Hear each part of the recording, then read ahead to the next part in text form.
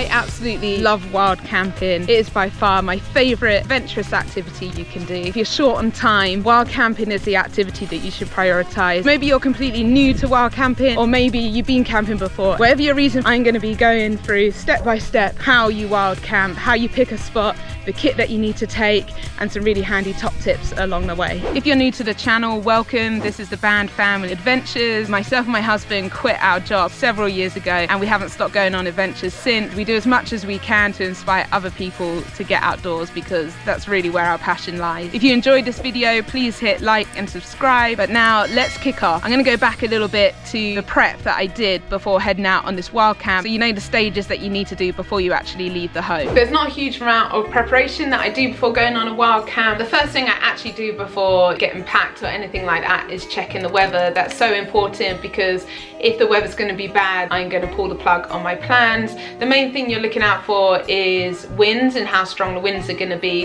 If you're expecting strong winds, you want to avoid forests, ridgelines, or anywhere that you might be exposed. Another thing I'm looking out for is storms. I won't camp in a storm. It's really dangerous because of the risk of lightning. And finally, I will look to see if we're expecting rain. If we are, I want to make sure I've got lots of waterproofs and extra clothes with me. I would also make sure that I avoid anywhere that might have risk of flooding, such as being next to a river. Once I've done that, I pack my bag. I have all my kit in one place, easy to grab. I actually keep on the notes part of my phone a list of all the stuff that I need for a wild camp, so that each time I don't need to remind myself, and that makes sure that I don't forget anything essential. And then I have a look at a map. I do like to use OS maps and have a physical map, but you can also just use Google Maps. Not so much if you're going somewhere more remote or into the wild. You should always have a paper map, even if just as a backup. But for small local wild camps, Google Maps works absolutely fine. You can use the satellite view to zoom in and find green spaces that could be suitable. If you're using a paper map,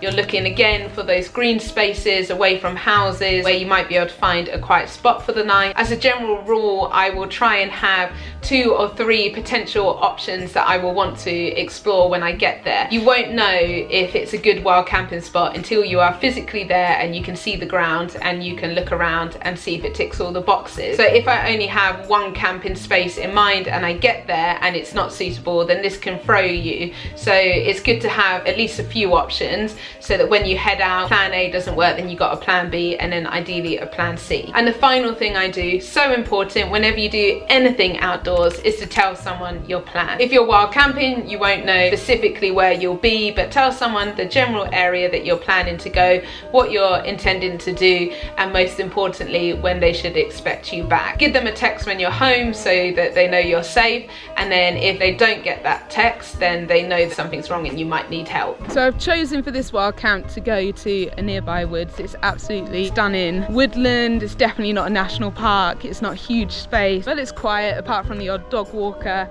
We've got a really wonderful day today, really sunny, absolute perfect conditions for a wild camp. I think a good question to start with when it comes to wild camping is it actually legal to wild camp? Now that's quite a tricky question to answer, and it's very dependent on where you're tuning in, where in the world. I'm based in the UK.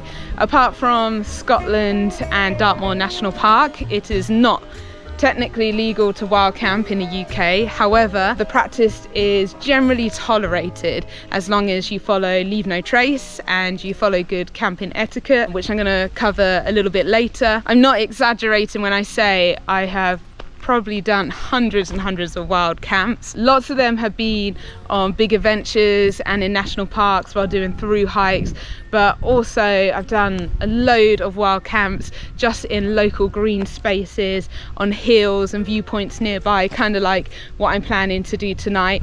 And I really just want to emphasize that as long as you follow the rules, the chances that anyone spots you are really slim. So you can get away with wild camping in really a lot of places. I actually did an adventure once where I did the London Loop, which is in London, as you probably guessed. Actually, we were wild camping there in really quite obvious places like local parks that were busy, but because we pitched late, left early, and were respectful. Very few people even noticed that we were there, and we really did get away with it. Now, my first top tip is actually to leave yourself a little bit more time than you think you need for finding the perfect spot. On so many occasions I've left it too late, and it becomes quite stressful if the dark is closing in and you haven't found the spot, and you start to worry about pitching your tent at night and not being able to see what you're doing. Right, I think I found my wild camping spot. I only parked my car about 5-10 minutes from here, so I haven't been walking for long. I've just been wandering in the woods trying to find a clearing that's a good distance from a path. As a general rule, you want to be about 100 meters from any path or any house, and this spot is absolutely perfect. For starters, it is beautiful, it's quiet, it's peaceful. This will do nicely. So what are the other things to look out for when picking your perfect wild camping spot? For starters, you want to be checking the ground. You want a nice flat space that's going to fit your tent comfortably, or bivvy if you're bivvy camping. It's not that fun sleeping on an incline, so the flatter you can find, the better your night's sleep is going to be. Clear any rocks, make sure there's no brambles or anything that's going to be uncomfortable to sleep on. I also test the ground to make sure it's not boggy, and you don't want to be in a dip or anywhere like at the bottom of a valley where if it rains it could potentially flood. The next place I'm going to look is up. Now, today is a really still day. I checked the weather forecast. There's no strong winds anticipated at all, but still, you never want to be camping under a branch that looks like it might fall on you in the middle of the night. That's not a good idea. You know, if it was actually quite a windy day, I generally, as a rule, would never camp in woodlands or in forests where there's a risk that a tree might fall on you. But today we should be absolutely fine. I've looked up. There's no branches hanging, there's no beehives, anything like that, any obvious danger. So this is ticking all the boxes.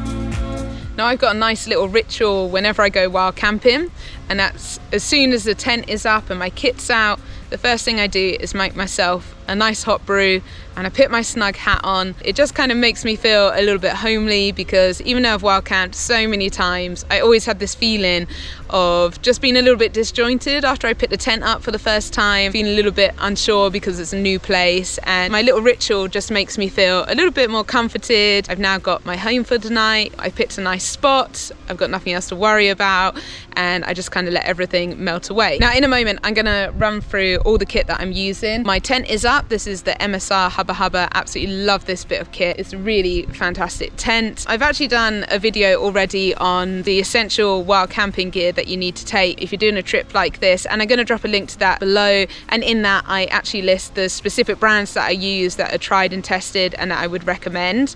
But before I run through my kit, I firstly want to go through the important wild camping etiquette that you must follow if you are going to go wild camping, and there are 4 main rules. Rule number 1 is that you only stay for one night. Find your camping spot, pitch up, stay that night, get up early, head off, and then go find a new place if you want to do multi-days of wild camping. Number 2 is keep it small. If you are using a tent, make sure your tent's probably no bigger than a 3-man. Ideally 2 or 1 is perfect. Even better if you're bivvy camping. If you don't know what bivvy camping is, it's literally just setting up a tarp and sleeping out under the stars. Yeah, really beautiful to try if you want to wild camp. A little bit of a step up from camping in a tent because you're a little bit more exposed. Rule number 3 is leave no trace. That means that when I pack down in the morning, there should be no sign that I was ever here. I never trample on wildflowers. I always do a sweep, take away all my rubbish, all my equipment that I brought with me. That also means that when you go to the toilet, you should absolutely be going to the toilet 50 meters away from any water source. Make sure you bring a trowel with you, dig a hole 6 inches if you need to do a poo, cover it up. Any paper you use, any other toilet or sanitary products need to be put into a compostable nappy bag and taken away with you. There should be no signs that you were here at all. And tied into that rule is rule number 4, which is absolutely no fires. There's lots of reasons why you shouldn't light a fire. One is because it leaves a mark and damages the land, and there's also lots of risks involved. bowl. So now I've run through those, let me show you the kit that I've packed for this overnight wild camping trip. Of course, your basic is basically your sleeping area and your sleep systems. So that consists of a shelter, whether it's a tent or a bivy bag, a roll mat to sleep on, and also a sleeping bag. The next most important bit of kit that you're going to be taking are extra clothes to keep you warm and dry if you're expecting rain. If I'm doing an overnight camp, I tend to just wear the same clothes for hiking in and sleeping at night, and also hiking out if I'm only doing the one night. If it's multi-day, then I have 2 sets of clothes, one that I hike in and then one that I change into when I get to camp, that are dry, that can keep me warm, and those I also sleep in. It's optional whether you take a stove. I like to take one just so that I can have a hot brew. It gives me something to do in an evening. It's quite kind of therapeutic, lighting the stove and making yourself a cup of tea. And I do like a hot meal. That's part of the enjoyment for me of going wild camping. But you could also just pack a sandwich or throw some snacks in your bag, and you can absolutely get away with doing that if it's only for the one night. Other than those, I try to take as minimal items as possible. A head torch is an absolute essential. Trowel for digging a hole if you need to go to the toilet, although you can get away with using a stick if you need to. A phone and power bank. This is for safety, really, in case you need to contact someone. I've got my Nalgene water bottle. I normally take about 2 litres of water, unless there's a fresh water source nearby, in which case you can get away with 1 litre. And then I might pack a couple of comfort items. I always take my little inflatable pillow because this makes such a big difference when it comes to having a comfortable night's sleep. And I like to take a book and just do a little bit of reading before I go to bed. I don't get much chance to read at home, and that's one thing I really like when I'm camping, that it encourages me to read more. All of that fit handily into my rucksack. My gear's quite lightweight. Yours might be a little bit more bulky if you're just starting out, or your kit isn't as lightweight. It doesn't really matter what size your bag is, but as much as possible, try to pack light so that you've got less stuff to lose, and it's much easier when you get to camp and you can set out and you can find everything you need. The final thing I will say is that I think one thing that stops a lot of people going on their first wild camp, especially, or in the early days, that kind of prevents them to getting outdoors more and trying this activity, is the fear that you're going to be found in the middle of the night. So what do you do if someone disturbs you in the middle of the night and says, "Hey, I'm a farmer, this is my land, you need to get off"? The answer to that is quite simple.